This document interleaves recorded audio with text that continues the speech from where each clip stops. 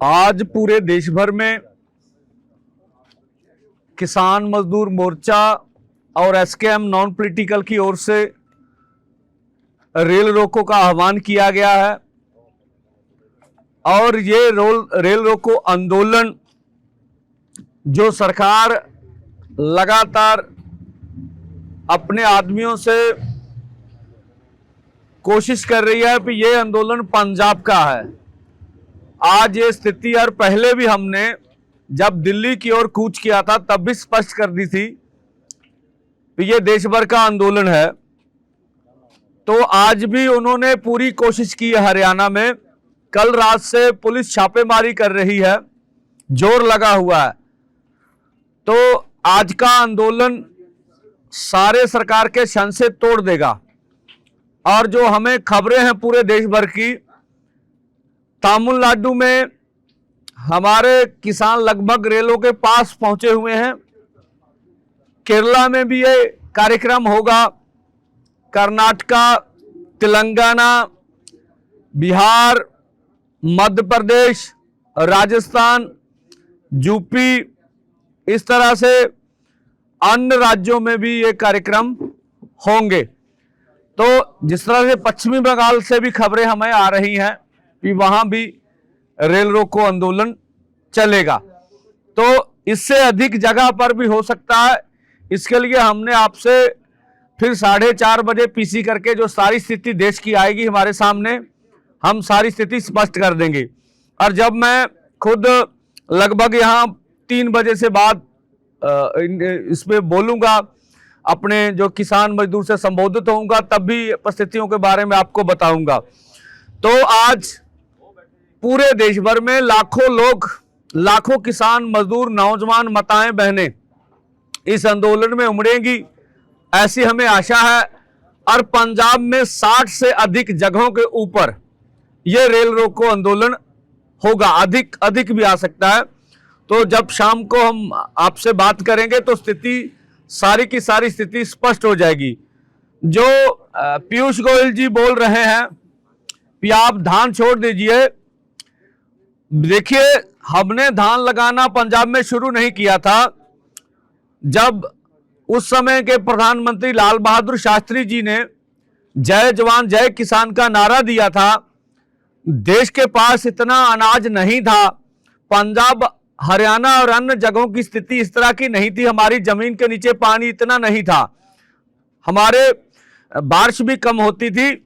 हमने देश हित के लिए हरे इनकलाब में धान लगाना शुरू किया गया और आज सभी देश भर में धान पैदा हो रहा है। अब देखिए, ना तो हमने अपनी मर्जी से धान लगाना शुरू किया। 60 से पहले पंजाब में विभिन्नता वाली खेती होती थी। हमारा तेल बीज, दाल बीज, इसी के साथ साथ यहाँ गन्ना, नरमा, कपास, बाजरा, समाक, बहुत अन्य चीजें यहाँ पर उगाई जाती थी। तो जब हमें देश हित के लिए धान की ओर लेके गया तो हमने पंजाब वालों ने अनाज पैदा करने में कोई कसर नहीं छोड़ी। तो आज परिस्थिति ये हो गई है कि जब सरकार ने विश्व व्यापार संस्था से समझौता कर लिया, या 1992 में उस समय की सरकार ने जो समझौता किया, उसकी वजह से जो अब प्रस्ताव आया कि देश में खुली मंडी होनी चाहिए। अगर आप किसान को सब्सिडी देते हैं तो वापस ले लीजिए। खुली मंडी का मतलब है भी कोई रेट तय ना हो, सरकार प्रोक्योरमेंट ना करे, इस तरह की बातें हैं। तो इसलिए आज स्थिति पूरे दुनिया भर में और पूरे भारतवर्ष में इस तरह की बनी हुई है कि देश की पार्लियामेंट में यह बताया गया कि कर्ज के कारण 118 किसान और खेत मजदूर रोज खुदकुशी कर रहे हैं। तो इसलिए जो असी झोना लाउना नहीं सी शुरू किया, ना झोना पंजाब दी फसल आ। जदों 1960 तो बाद उस वेले दे प्रधानमंत्री लाल बहादुर शास्त्री जी ने जय जवान जय किसान का नारा दिता सी। असी बाहरले मुल्कां दे विचों अनाज मंगण जांदे हुंदे सी। साडे पंजाब दी इत्थे इन्नी ज़्यादा बरसात पंजाब ते हरियाणे च नहीं सी हुंदी। असी पानी थल्लियों कढ़ना सी, असी पानी का कीमती सोमा भी मुका लिया, पर देश वास्ते अनाज पूरा पैदा किया। जे पीयूष गोयल जी कहते ने भी किसान झोने चों निकल आउण तां सब तो पहलों MSP लीगल गारंटी कानून बनाउणा पऊगा, फिर किसान आपे डाइवर्सिफिकेशन करनगे। जदों हरा इनकलाब आया उस तो पहलों भी साडे किसान इस तरह दी चीज़ां पैदा करते हुंदे सीगे। और जिहड़ी वड्डा अड़िक्का वा कई बारी जानना चाहुंदे हो, वड्डा अड़िक्का WTO दा वा। WTO ਦੀਆਂ ਨੀਤੀਆਂ नहीं कहंदियां भी किसानां नूं तुसीं लीगल गारंटी कानून बना के दिओ, किसी किस्म की सबसिडी दिओ, और वो तां चाहुंदे भी खुली मंडी होवे। खुली मंडी का मतलब अमरीका की यह पॉलिसी आ भी जिहड़ी MSP सरकार ऐलान करदी आ वो MSP भी ऐलान नहीं होनी चाहिए। तो खुली मंडी का कंसैप्ट देश के किसानों लिए नुकसानदेह हो रहा। अज यूरोप के बड़े मुल्कों के विच यह अंदोलन चल रहा। यूरोप के फार्म 400 किलो तो 400 किले तो वड्डे हैगे आ। सो जदों 1970 विच यूरोप की कुल खेती का 15 कुल आबादी का 15% किसान खेती करते सी। जड़ियां पॉलिसियां साडे मुल्क च लागू हो रही वो पॉलिसियां करके यूरोप की हुण दी मौजूदा आबादी 1.25% किसान खेती कर रहे हैं। उत्थे एग्रो इंडस्ट्री भी हैगी आ, इत्थे तां मंग हो रही आ, एग्रो इंडस्ट्री भी यूरोप की फेल हो गई आ। यूरोप के किसान कह रहे हैं भी जिहड़ी डीजल तो सबसिडी तुसीं वापस लै रहे जे, जिहड़ा तुसीं बाहरों सब्जियां ते फूड मंगा रहे जे, उन्हां वास्ते घातक हो रहा हैगा। तो इस करके WTO ਦੀਆਂ नीतियां सब तो वड्डा साडे विच डिक्का हैगी। इस करके असीं सरकार को मंग कीती आ भी भारत सरकार विश्व व्यापार संस्था तो बाहर आवे।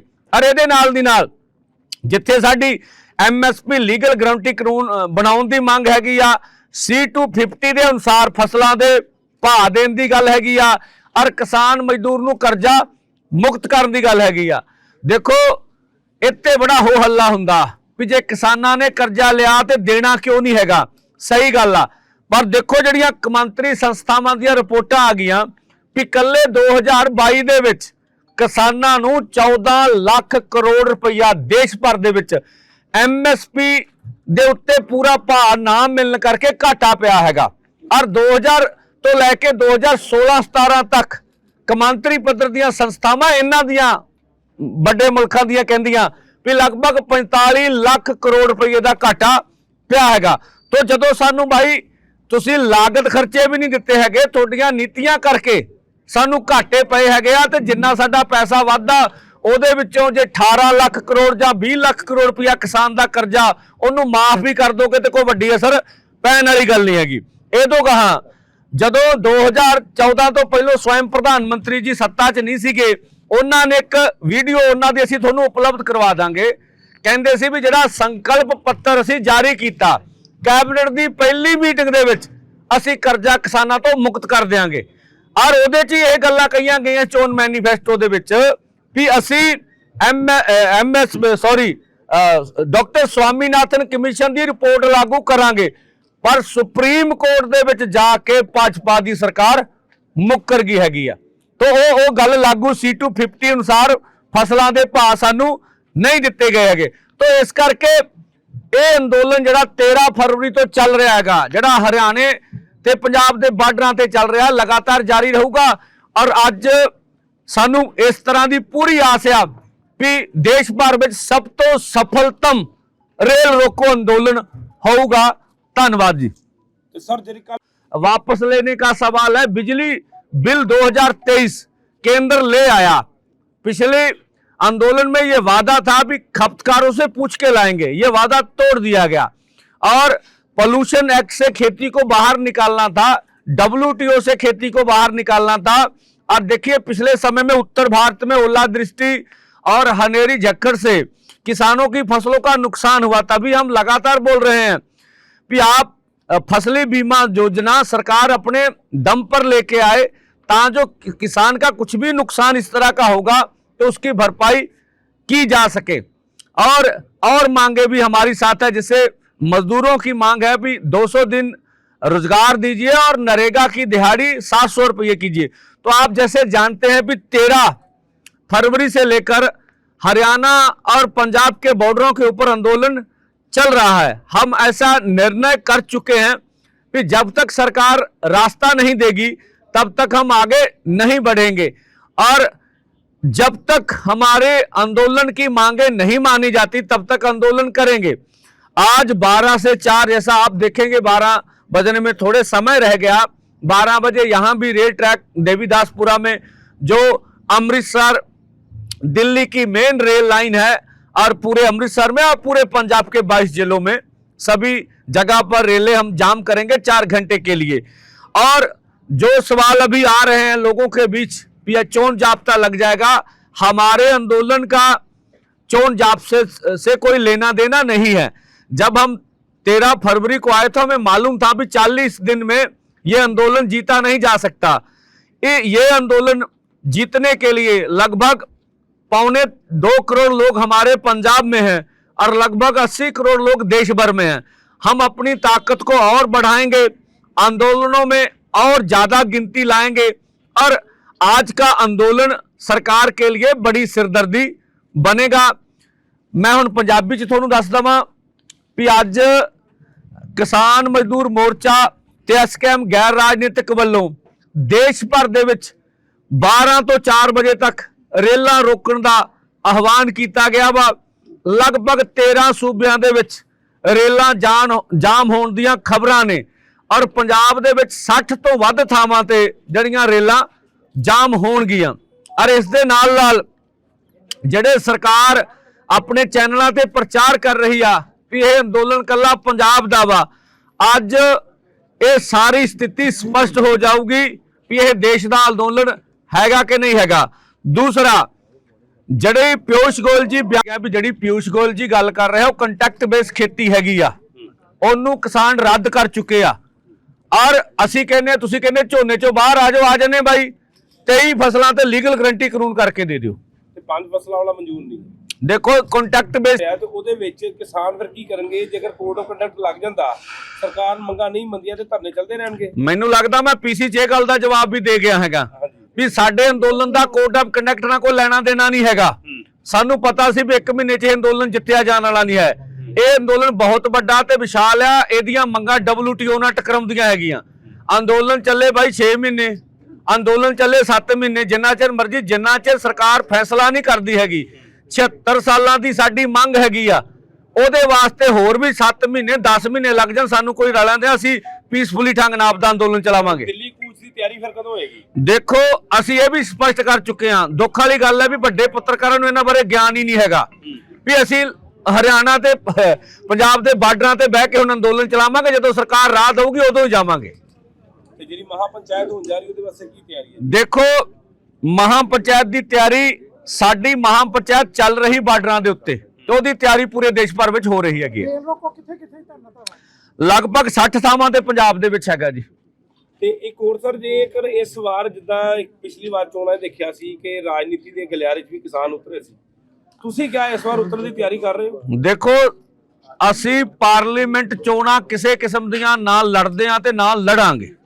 ਤਾਂ ਭਾਜਪਾ ਦਾ ਜਿਹੜਾ ਹੈਗਾ ਇਸ ਵਾਰ ਚੋਣ ਮੈਨੀਫੈਸਟੋ ਆਏਗਾ, ਉਹਦੇ ਫਿਰ ਤੁਸੀਂ ਕਿਸਾਨ ਨੂੰ ਕਿਸ ਤਰ੍ਹਾਂ ਦੇਖਣਗੇ ਕਿ ਲੋਕਾਂ ਨੂੰ ਕੀ ਅਪੀਲ ਕਰਨਾ ਚਾਹੁੰਦੇ ਹੋ, ਵੋਟ ਕਿਹਨੂੰ ਪਾਣ? ਭਾਜਪਾ ਦਾ ਚੋਣ ਮੈਨੀਫੈਸਟੋ ਅਸੀਂ ਨਹੀਂ ਦੇਖਣਾ ਹੈਗਾ, ਨਾ ਸਾਨੂੰ ਉਹਦੀ ਲੋੜ ਹੈਗੀ। ਸਾਨੂੰ ਉਹਦੇ ਚੋਣ ਮੈਨੀਫੈਸਟੋ ਦਾ ਪਤਾ ਵਾ। ਅਸੀਂ ਜਦੋਂ ਅੰਦੋਲਨ ਵਿੱਚ ਬੈਠੇ ਹੈਗੇ ਆ ਤਾਂ ਪਹਿਲੀ ਵਾਰ ਦੇਸ਼ ਦੀ ਰਾਜਨੀਤੀ ਵਿੱਚ ਹੋਊਗਾ ਵੀ ਐਰਕੀ ਕਾਰਪੋਰੇਟ ਘਰਾਣਿਆਂ ਦੇ ਏਜੰਡੇ ਤੇ ਚੋਣਾਂ ਨਹੀਂ ਹੋਣਗੀਆਂ, ਐਰਕੀ ਅਖੌਤੀ ਵਿਕਾਸ ਦੇ ਨਾਂ ਤੇ ਚੋਣਾਂ ਨਹੀਂ ਹੋਣਗੀਆਂ, ਐਰਕੀ ਜਿਹੜਾ ਧਰਮ ਦੇ ਨਾਂ ਤੇ ਇਮੋਸ਼ਨਲ ਬਲੈਕਮੇਲ ਕੀਤਾ ਜਾਂਦਾ ਉਹਦੇ ਨਾਂ ਤੇ ਚੋਣਾਂ ਨਹੀਂ ਹੋਣਗੀਆਂ, ਐਰਕੀ ਅਖੌਤੀ ਗਰੀਬੀ ਹਟਾਓ ਦੇ ਨਾਂ ਤੇ ਚੋਣਾਂ नहीं होणगियां। देश का किसान ते खेत मजदूर अपना एजेंडा देश दियां सारियां राजनीतिक पार्टियां दे गाड़ी रखेगा, और जे चोणां साडे किसानां मजदूरां दे मुद्दिआं दे दुआले घुम के होईयां ਤਾਂ ਉਹਦੇ ਵਿੱਚ ਸਾਡੀਆਂ ਮੰਗਾਂ ਮੰਨੇ ਜਾਣ ਦੀ ਬਹੁਤ ਵੱਡੀ ਸਫਲਤਾ ਦੀ ਲੋੜ ਹੈ। ਲੋਕ ਤੁਸੀਂ ਕਿਹਨੂੰ ਵੋਟ ਦੀ ਅਪੀਲ ਕਰਦੇ ਹੋ? ਦੇਖੋ ਤੁਹਾਡੇ ਪੱਤਰਕਾਰਾਂ ਜਾਊਗਾ, ਅਸੀਂ ਕਿਸੇ ਨੂੰ ਨਹੀਂ ਅਪੀਲ ਕਰਦੇ, ਨਾ ਸਾਡਾ ਇਸ ਕਿਸਮ ਦਾ ਫੈਸਲਾ ਹੈਗਾ ਵਾ। ਅੱਗੇ ਕੋਈ ਫੈਸਲਾ ਹੋਊਗਾ ਤਾਂ ਅਸੀਂ ਵਿਚਾਰਾਂਗੇ ਉਹਦੇ ਬਾਰੇ। ਵੋਟਿੰਗ ਤਾਂ ਕਰਨ ਜਾਓਗੇ ਨਾ ਕਿ ਤੁਸੀਂ ਵੀ? ਦੇਖੋ ਵੋਟ ਕਿੰਨੂੰ ਕਰਨੀ ਆ ਕਿੰਨੂੰ ਨਹੀਂ ਕਰਨੀ ਆ, ਕਿਸਾਨ ਮਜ਼ਦੂਰ ਦੇਸ਼ ਦੇ ਲੋਕ ਫੈਸਲਾ ਕਰਨਗੇ। मोदी सरकार ने एक दिन पहला 100 रुपया गैस भी सस्ती करती, कहते लोगों को बहुत राहत दी गई। देखो वो कहते होंगे भी रेवड़ियां नहीं सी वंडनियां चाहिए, तो भाई हुण रेवड़ियां वंडन की लोड़ पै गई आ। ठीक है जी, ਕਿ ਮੋਦੀ ਜੀ ਇਹ ਸਪਸ਼ਟ ਕਰਨਗੇ ਵੀ ਜਿਹੜਾ ਜਦੋਂ ਉਹਨਾਂ ਦੀ ਸਰਕਾਰ ਆਈ ਸੀ 450 450 ਰੁਪਏ ਸਿਲੰਡਰ ਸੀਗਾ, ਕਿ ਕੀਮਤਾਂ ਉੱਥੇ ਆ ਜਾਣਗੀਆਂ? ਧੰਨਵਾਦ ਜੀ।